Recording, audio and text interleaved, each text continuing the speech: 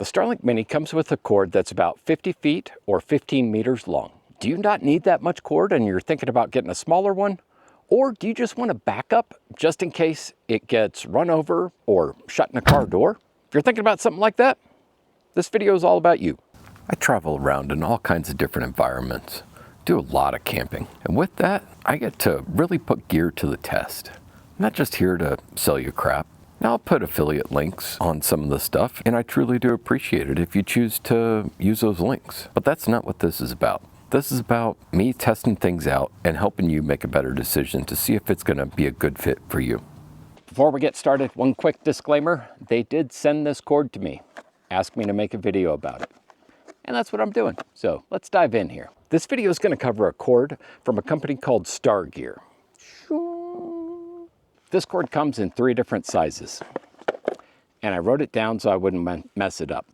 Here in America, we like feet, but hey, there's a whole rest of the world out there. So the first size available is 2 meters. Here in the US, 6 feet and approximately 6 inches.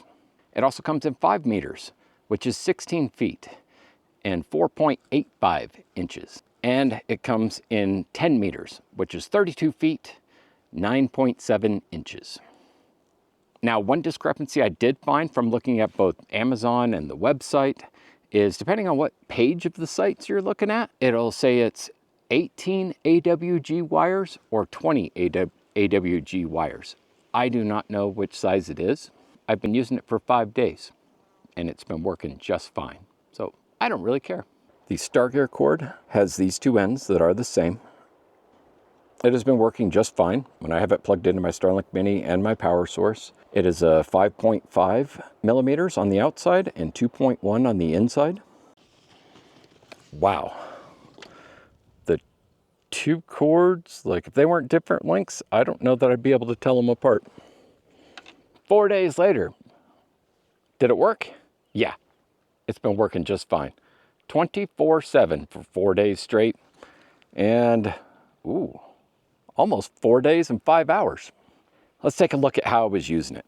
First off, as many of you know, I power my Starlink Mini with it plugged into my outside auxiliary battery. I then take this cord, I run it right in this door here, and it will come right in here whenever I'm using it for Starlink in motion. I open and close that door frequently, and it's been doing just fine. Now, when it's not in use in motion, it stays rigged here, and then I've had it run up to my rooftop tent. Now, for the bulk of this trip, I've actually been using my regular Starlink cord, and it's been working just fine.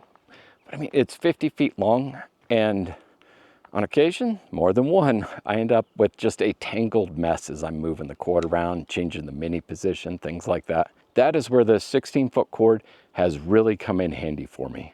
It just doesn't get as tangled up because there's not as much of it. It's easier to control. Is it as good as the standard Starlink Mini cord? In my opinion, yes. I mean, I'm not putting it through all sorts of, industrial trials or anything like that. But for my use case, it has worked just fine. Is this cord right for everyone? No, absolutely not. Your Starlink Mini comes with a cord that works.